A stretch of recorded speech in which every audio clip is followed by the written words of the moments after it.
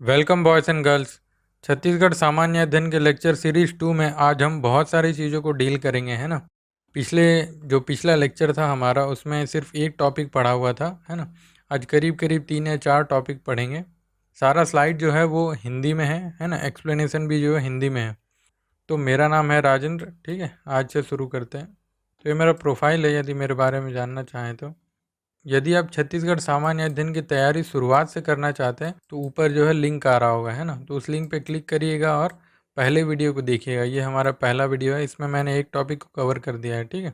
बहुत सारे लोग ओवरव्यू हैं, सिर्फ बुक्स वगैरह के बारे में जानकारी दी जाती है इसलिए करके नहीं देखते हैं ना। इसलिए मैंने एक टॉपिक को इसमें कवर किया हुआ है, तो उसको देखें, क्योंकि 1 बाय 1 देखिएगा, है ना, बीच से मत देखिएगा। तो ये टॉपिक को हमने कवर कर दिया था, जिसका नाम है छत्तीसगढ़ का ऐतिहासिक परिचय।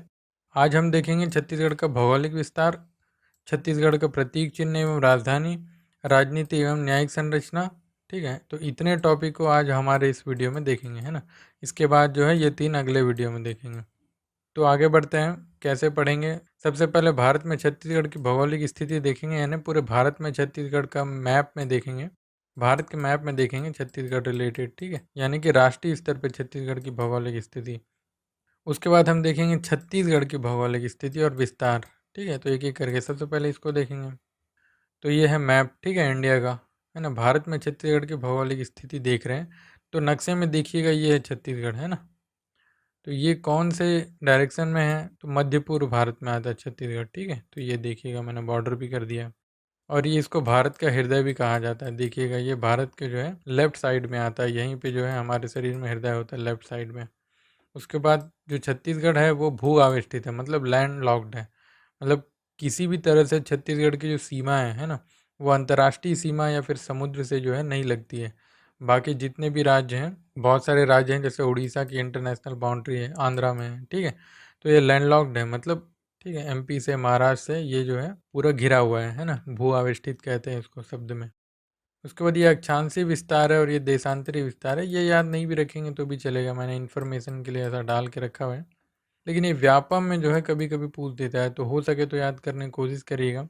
तो अब देखते हैं छत्तीसगढ़ से सटी हुई जो 7 राज्य हैं, यानी कि छत्तीसगढ़ से अन्य राज्यों की कितनी सीमाएं मिलती हैं, तो वो है 7 राज्यों की सीमाएं लगती है, ठीक है। तो उसको घटते क्रम में देख लेते हैं। घटते क्रम में मतलब है कि सबसे ज़्यादा जो किस राज्य की सीमा लगती है और उसके बाद फिर उससे कम कम, ठीक है। तो सबसे ज़्यादा जो डिस्टेंस के आधार पर देखें तो उड़ीसा की जो है सबसे ज़्यादा है, तो ये देखिएगा, है ना, यहाँ से यहाँ तक। उसके बाद है एमपी, है ना, तो ये देखिएगा एमपी। उसके बाद है महाराष्ट्र, ठीक है, तो ये रहा महाराष्ट्र यहाँ पर। उसके बाद है झारखंड, तो ये रहा झारखंड, है ना। और ये है तेलंगाना, तो तेलंगाना कहाँ पर है, यहाँ नीचे में है, ठीक है। और उत्तर प्रदेश, ठीक है, तो ये कहाँ है उत्तर प्रदेश, यहाँ पर है। तो कई बार कन्फ्यूज़न होता है कि उत्तर प्रदेश से मिलती है या नहीं, तो मिलती है, ठीक है, झारखंड से भी मिलती है। तो यदि कभी कभी डायरेक्शन बेस्ड क्वेश्चन आ जाएगा यहाँ पे, ठीक है, तो जैसे छत्तीसगढ़ के उत्तर पूर्व में, ठीक है, तो ये ईस्ट होता है ना, तो उत्तर पूर्व में यानी कि इधर, तो कौन है, झारखंड है, ठीक है। यदि सीधे उत्तर बोला तो क्या होगा आंसर, यूपी हो जाएगा। पश्चिम बोलेगा तो एमपी हो जाएगा। और दक्षिण पश्चिम बोलेगा तो क्या हो जाएगा, महाराष्ट्र हो जाएगा, ठीक है। और उत्तर पूर्व बोलेगा तो क्या हो जाएगा, पूर्व बोलेगा तो उड़ीसा हो जाएगा। और उत्तर पूर्व बोलेगा तो आंध्र प्रदेश, ठीक है। ये दोनों में मतलब जो भी हो, ठीक है। और कई बार इसमें क्वेश्चन जो है ऐसे पूछता है कि डिस्ट्रिक्ट वाइज, कि मतलब सबसे कम जो है राज्य की सीमा कौन से ज़िले से लगती है छत्तीसगढ़ की, ठीक है। तो वो उसका आंसर है धमतरी, तो ऐसे करके। तो उसका तो उसको जो है अपने तरीके से थोड़ा याद कीजिएगा, क्योंकि यहाँ मैं इसलिए इसको एक्सप्लेन नहीं कर रहा हूँ, क्योंकि यहाँ पे जिलों के बारे में मैं आपको बताया नहीं, फिर जिले वगैरह एकदम से नए हो जाएंगे करके, है ना। तो उसको जो है अपने तरीके से डील कीजिएगा। वैसे मैं आगे जब मैं संभाग वगैरह बताऊंगा, संभाग जिले कितने जिले हैं, ठीक है, तो वहाँ एक बार और डिस्कस कर लेंगे। तो ये सबसे आखिरी में क्या है, आंध्र प्रदेश, जो सबसे नीचे में है ना। तो अब आगे चलते हैं, नेक्स्ट देखते हैं कि क्या है। तो ये भारत में छत्तीसगढ़ की भौगोलिक स्थिति में फिर से हम लोग देखते हैं क्या, कर्क रेखा के बारे में, है ना। इससे रिलेटेड बहुत सारे क्वेश्चन पूछे गए हैं और पूछे जाते हैं, खासकर व्यापम वगैरह में, है ना। तो कर्क रेखा भारत में कहाँ कहाँ से जाती है ये देख लेते हैं सबसे पहले। तो कर्क रेखा का ये डिग्री क्या है, 23, 23.5, ठीक है, 23.5 डिग्री। तो ये देखिएगा यहाँ से जाता है ना। तो हमेशा ये पूछता है कि भारत में कितने राज्यों से कर्क रेखा होकर जाती है। तो कितने राज्य है भाई, 8 राज्य हैं, ठीक है। तो 8 राज्य याद रखना है ना।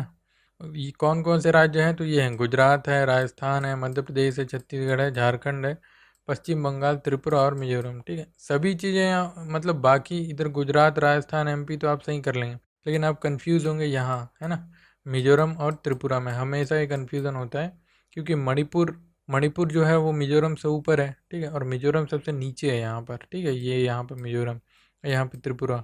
तो कई आंसर में क्या दे देगा, मणिपुर। ठीक है, तो मणिपुर जबकि ऊपर है मिजोरम से, है ना, तो यहाँ पे आपको कन्फ्यूजन क्वेश्चन यहीं से बनेगा। ठीक है, और दूसरा क्वेश्चन बनता है हमेशा राजस्थान से, कि राजस्थान से गई या नहीं, क्योंकि काफ़ी ऊपर हो जाता है इसलिए, है ना, तो गई है राजस्थान से। ठीक है, तो याद रखिएगा इसको। तो छत्तीसगढ़ के कितने जिले से कर्क रेखा होकर जाती है, तो ये है कोरिया, सूरजपुर, बलरामपुर। ठीक है, तो इसका निमोनिक्स मैंने ऐसे ही बनाया हुआ है, सूरज का बल, तो सूरज मतलब सूरजपुर, ठीक है, का मतलब कोरिया, ठीक है, और बल मतलब बलरामपुर, है ना, तो इसको याद रखिएगा, ऊपर है सबसे बलरामपुर, फिर उसी के जस्ट नीचे है सूरजपुर। ठीक है, तो मैप आपके पास होगा तो आप उसको पॉलिटिकल मैप जो होगा उसमें देखिएगा अभी, है ना, ऐसा काम चोरी मत करिएगा।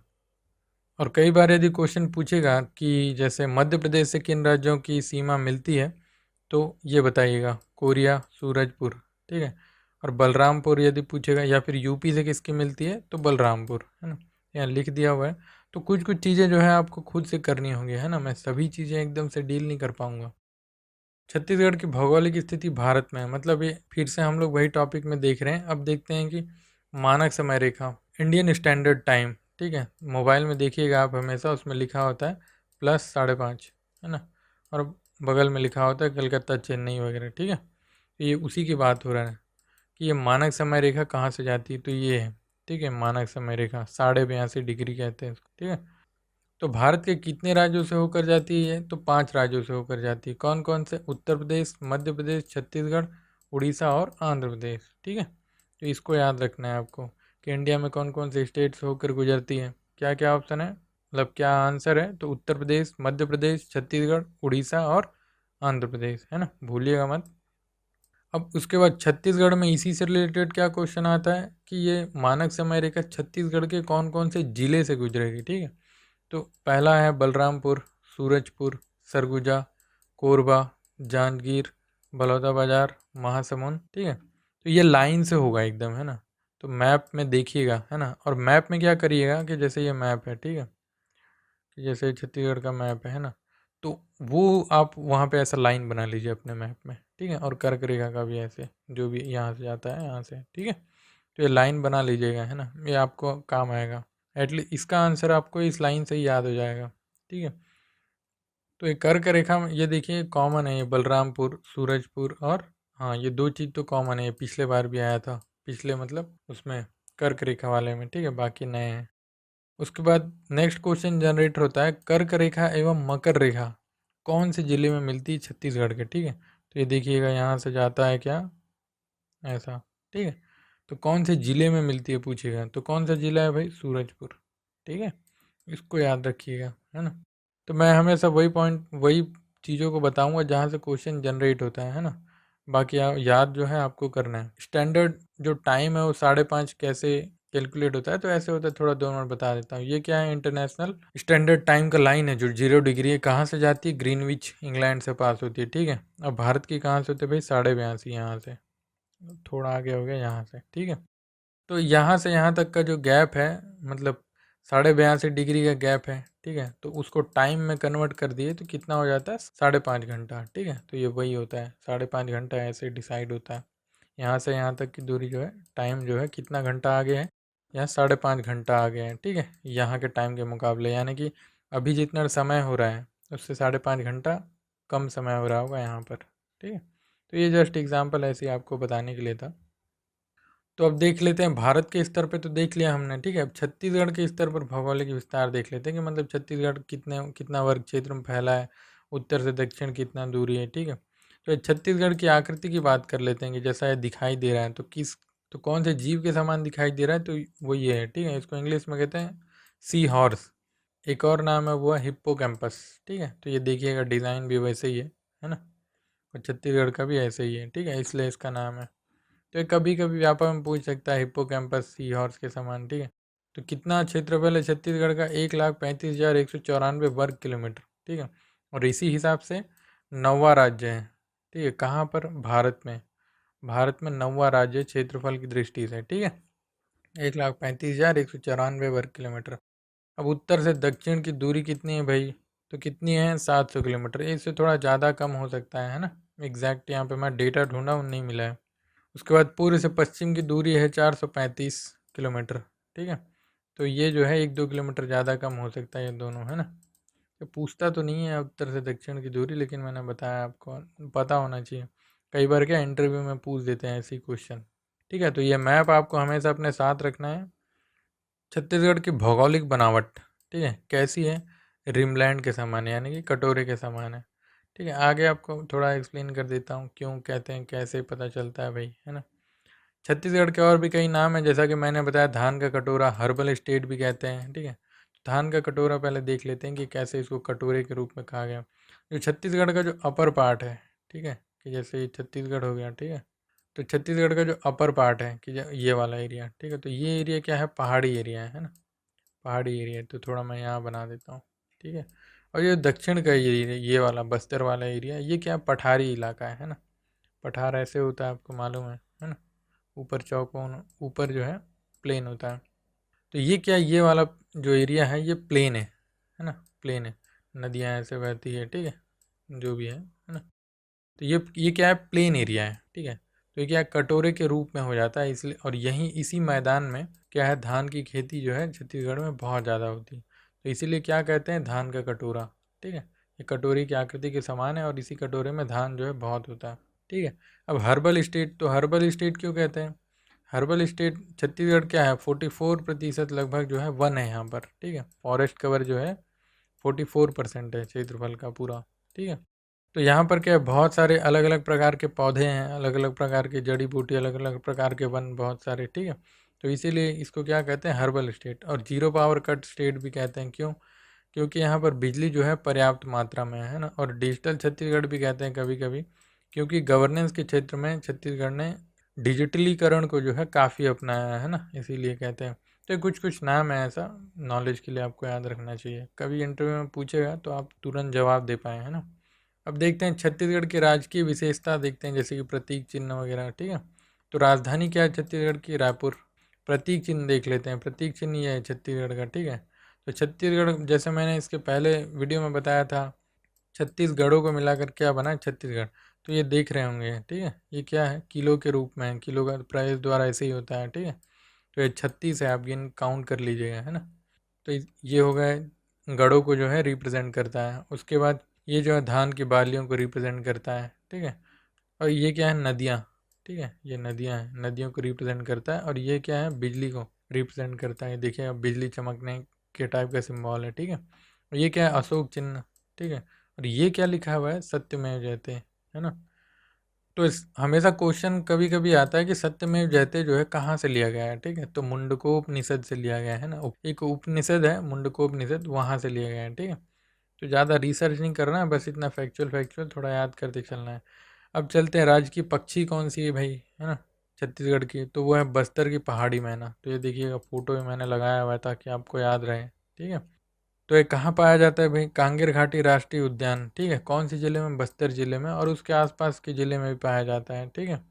और मैना का जो है, पहाड़ी मैना, इसका संरक्षण जो है करने की कोशिश छत्तीसगढ़ सरकार कर रही है ना। तो जैसे क्वेश्चन यहीं से जनरेट हो जाता है ना, कांगेर घाटी राष्ट्रीय उद्यान जो है कहाँ पर है, ठीक है। तो मैंने ब्रैकेट में लिखा हुआ है बस्तर जिला, ठीक है। तो ये आपको याद हो जाना चाहिए। अब कभी कभी क्वेश्चन पूछेगा कि पहाड़ी मैना कहाँ पाई जाती है, ठीक है। तो क्या होगा आंसर? पहाड़ी मैना पाई जाती है कहाँ? बस्तर जिले में और आसपास के क्षेत्र में। और यदि पूछेगा कि राष्ट्रीय उद्यान कौन से राष्ट्रीय उद्यान में पाई जाती है, तो कांगेर घाटी राष्ट्रीय उद्यान में पाई जाती है, ठीक है।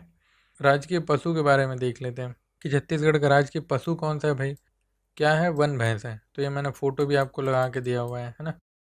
दुर्लभ एवं संकटग्रस्त वन्य जीव है कौन? ये। जब राजकीय पशु पक्षी या जितने भी चीज होते हैं, ठीक है, उनको यदि प्रतीक चिन्ह के रूप में यदि दर्शाया जाता है, तो इसका मतलब ये है कि वो दुर्लभ और संकटग्रस्त जो है वो वन्य जीवों में आते हैं, ठीक है। उनके संरक्षण के लिए उपाय किया जाए, इसीलिए प्रतीक चिन्ह के रूप में उनका उपयोग करते हैं, ठीक है। तो ये पता होना चाहिए कि क्यों प्रतीक चिन्ह के रूप में यूज़ करते हैं। तो ये वन्य जीव कौन, वन भैंसा जो है कहाँ पाया जाता है? ये उदयंती, पामेड़ और राष्ट्रीय उद्यान, इंद्रावती राष्ट्रीय उद्यान, ठीक है। तो यहाँ पाया जाता है ये 3 जगह में मेनली जो है बहुत। तो ये उदयंती कहाँ पर है भाई? ठीक है, तो ये पता होना चाहिए हमको। पामेड़ कहाँ पर है ये पता होना चाहिए। और इंद्रावती राष्ट्रीय उद्यान कहाँ पर है ये पता होना चाहिए। तो ये कहाँ है भाई? ये है अभी बीजापुर ज़िले में और दंतेवाड़ा ज़िले के बीच में पड़ता है, ठीक है। लेकिन बीजापुर ज़िले में इसको माना जाता है, ठीक है। पामेड़ भी जो है बीजापुर ज़िले में आता है, ठीक है। तो ये जो है 2। तो ऐसे ही क्वेश्चन कई बार क्या होगा कि ये कहाँ पाया जाता है वन भैंस, मतलब कौन से राष्ट्रीय उद्यान में? तो ये तीनों में है, ठीक है।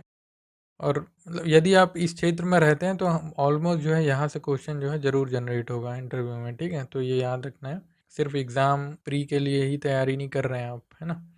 और ये वन भैंस का उल्लेख कहाँ पर मिलता है? तो बाण भट्ट की कादम्बरी में मिलता है, ठीक है। तो बाण भट्ट का उल्लेख मैंने पिछले वीडियो में किसी चीज़ के लिए किया था, तो काहे के लिए किया था? प्रयाग प्रशस्ति, ठीक है। क्यों किया था आप उस वीडियो में देखो भाई, क्या बताया मैंने। प्रयाग प्रशस्ति, ठीक है, किसने लिखा था? बाण भट्ट ने। अब देखते हैं राजकीय वृक्ष। तो राजकीय वृक्ष का नाम क्या है छत्तीसगढ़ के? साल वृक्ष, ठीक है। तो ये मैंने फ़ोटो भी लगाया उनके पत्तों का, ठीक है। पेड़ का फ़ोटो अच्छे से मिल नहीं रहा था तो ये लगा लिया पत्ते वाला, है ना। तो इसको इंग्लिश में कहते हैं सोरिया रोबस्टा, ठीक है। तो कई बार क्वेश्चन सोरिया रोबस्टा से ही आ जाता है कि मतलब ये कौन सा वृक्ष है, ठीक है, ऐसा टाइप का।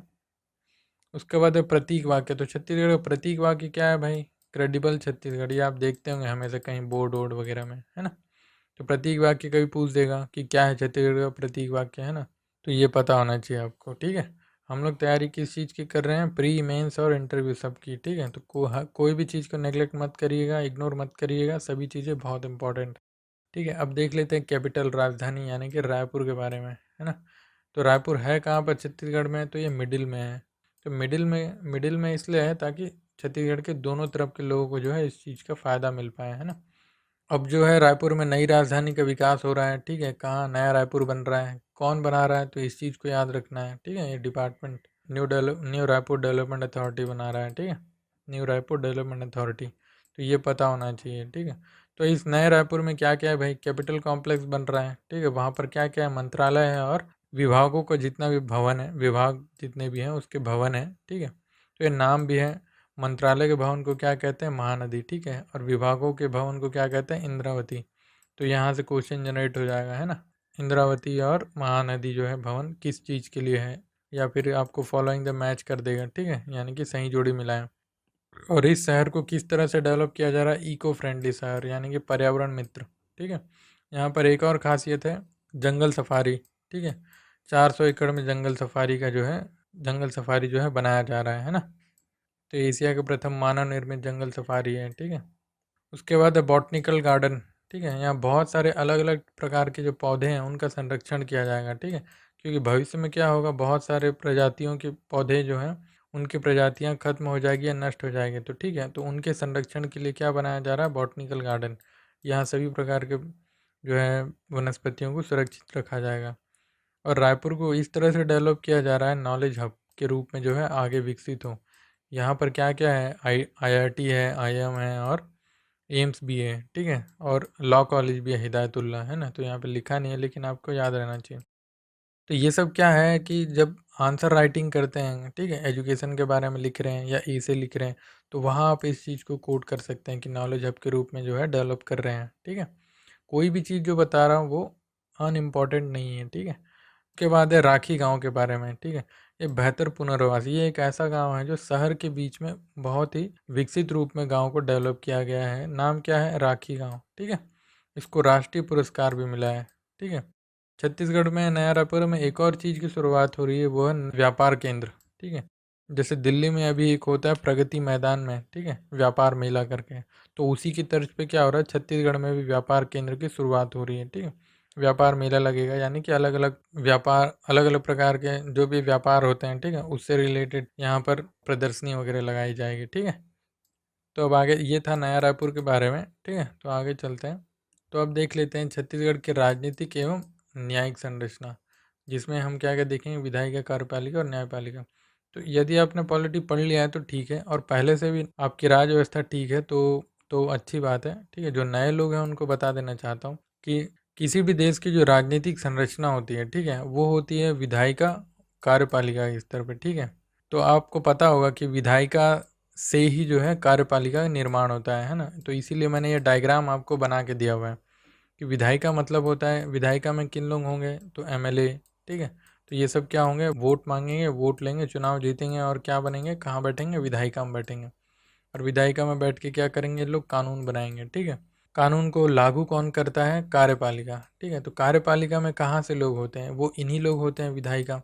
यानी कि जैसे आप रमन सिंह को देखिए, जैसे मुख्यमंत्री है, ठीक है। तो मुख्यमंत्री मतलब क्या होता है, कार्यपालिका का सदस्य हुआ मुख्यमंत्री मतलब।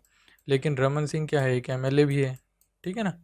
तो क्या है, यही एमएलए क्या बनते हैं, कार्यपालिका में भी होते हैं। तो इसलिए यह डायग्राम मैंने बना के रखा हुआ है, ठीक है। तो ये आपको ऐसा थोड़ा सा समझाने के लिए था, आप जानते हैं तो अच्छी बात है, ठीक है।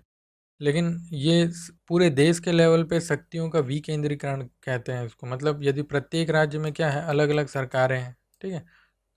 उसके बाद अब देखते हैं न्यायपालिका, ठीक है। तो न्यायपालिका जो है, इन जो है दोनों से काफ़ी अलग होता है, ठीक है। इसमें कौन कौन होते हैं, इसमें न्यायाधीश वगैरह होते हैं, ठीक है। ये पूरे देश के स्तर पे एकीकृत होता है।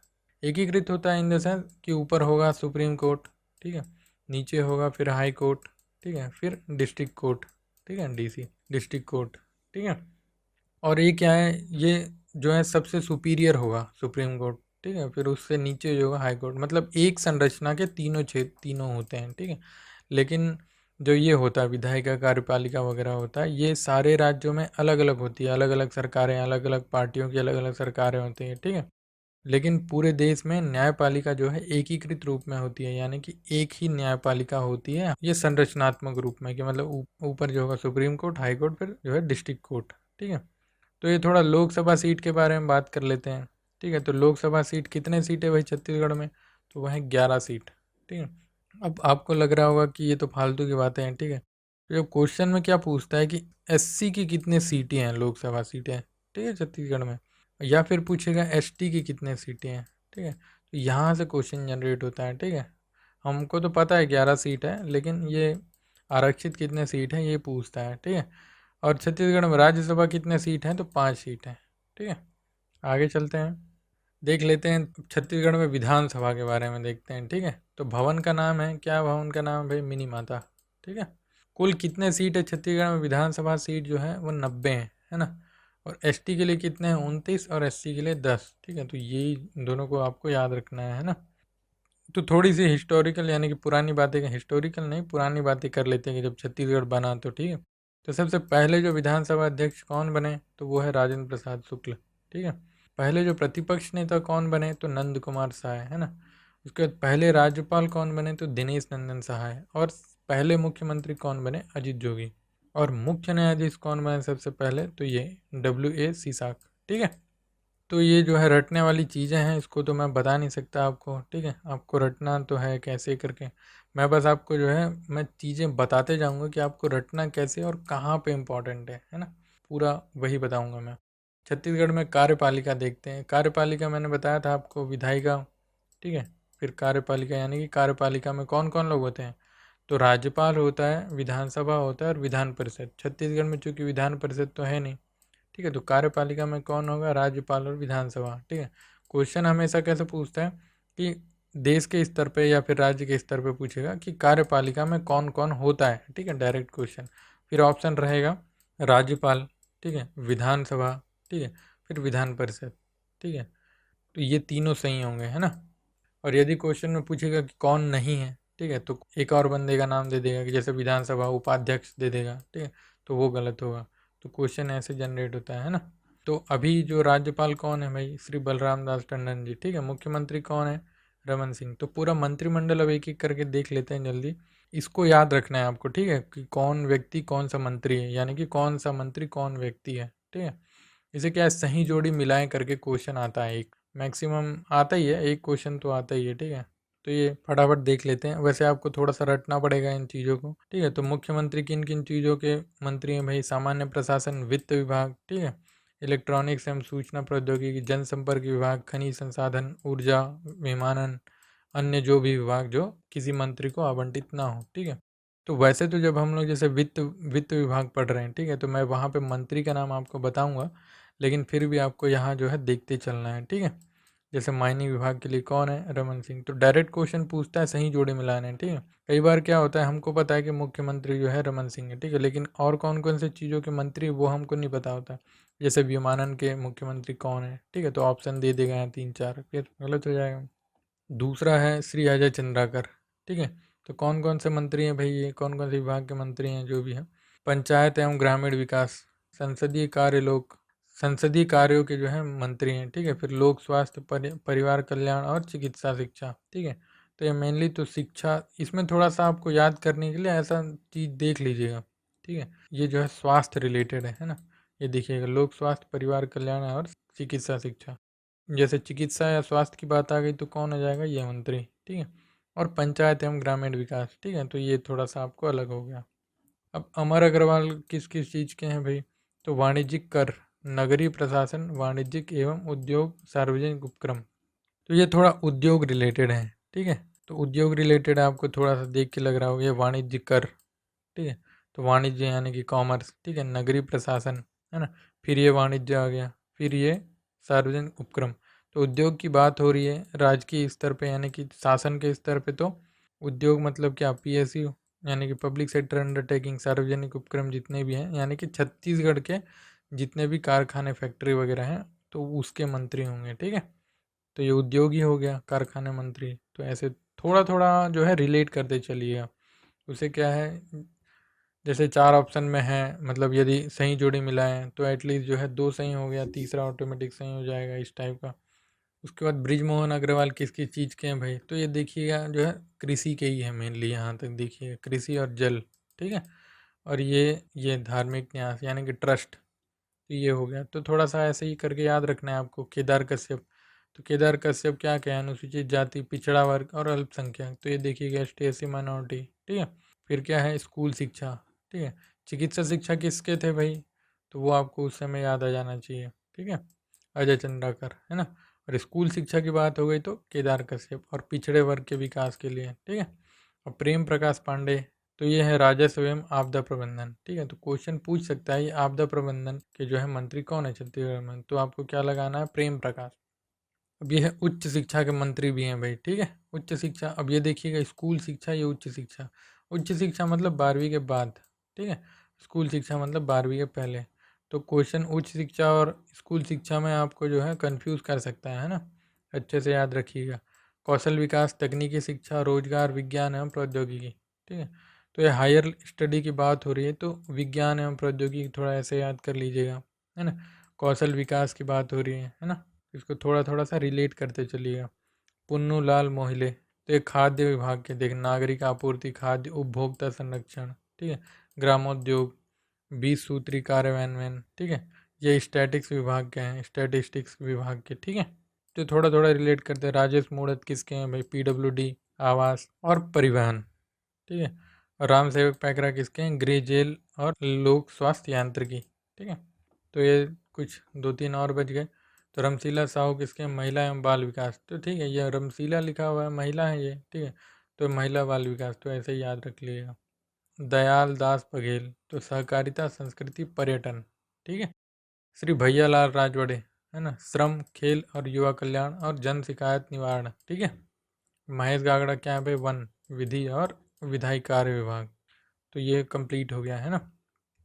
तो थोड़ा सा भारत की न्यायिक संरचना देख लेते हैं। तो मैंने पहले ही बताया था कि एकीकृत न्यायिक संरचना होती है, यानी कि पूरे देश के स्तर पे न्यायालय की जो हायरार्की है वो एक समान होती है, ठीक है।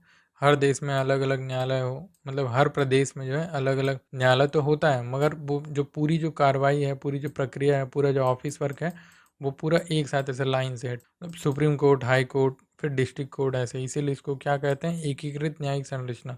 तो क्वेश्चन में पूछ देता है कि भारत की जो न्यायिक संरचना कैसी है?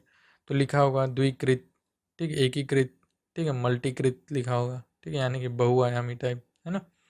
उच्चतम न्यायालय कहाँ पर है हमारे देश का? तो दिल्ली में है, ठीक है। और उच्च न्यायालय कहाँ? हर राज्यों में होता है। ये जरूरी नहीं है, ठीक है। राज्यों में तो होता है लेकिन हर राज्यों में नहीं होता है ना। जैसे आप देखिएगा पंजाब और हरियाणा, ठीक है, तो उसके जो हाई कोर्ट है, ठीक है, कहाँ है वो? चंडीगढ़ में है ना। तो ये 2 राज्य के क्या हो गए? एक ही उच्च न्यायालय हो गए, है ना। तो ऐसा जरूरी नहीं है कि हर राज्य में हो, लेकिन अमूमन है कि उच्च न्यायालय जो है सभी राज्यों में है, ठीक है। अधीनस्थ न्यायालय कहाँ होते हैं? जिले में। तो ये पूरा हायरार्की है, ठीक है, कि जैसे बताया कि पूरा जो है क्रमबद्ध संरचना है।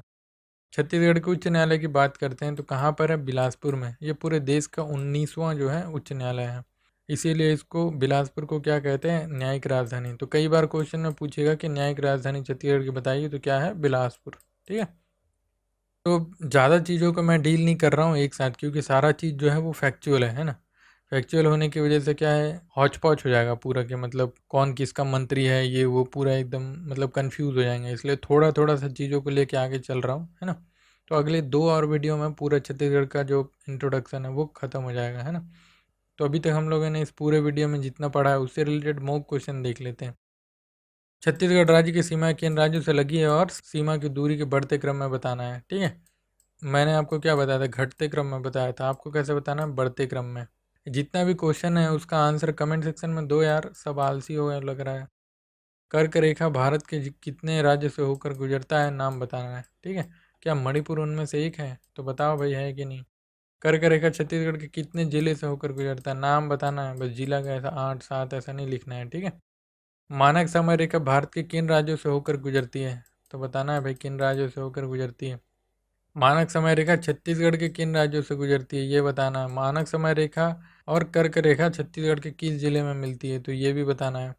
सत्यमेव जयते कौन से उपनिषद से लिया गया है? ठीक है, ये बताना है। बस्तर की पहाड़ी मैना छत्तीसगढ़ के किस जिले में मिलती है? ठीक है, ये बताना है। आवास एवं पर्यावरण मंत्री कौन है? तो जैसे मैं डायरेक्ट क्वेश्चन पूछ दिया, ठीक है। तो ऐसे जो है पूछेगा आपको क्वेश्चन, तो सारा आंसर जो है क्या करना है? कमेंट सेक्शन में देना है भाई। तो क्या क्या देख लिया हमने? छत्तीसगढ़ परिचय टॉपिक देख रहे थे हम लोगों ने रोड मैप के अनुसार, ये कवर कर लिया था हम लोगों ने पिछले वीडियो में, ये आज कवर कर लिया, ये कवर कर लिया और ये, ठीक है।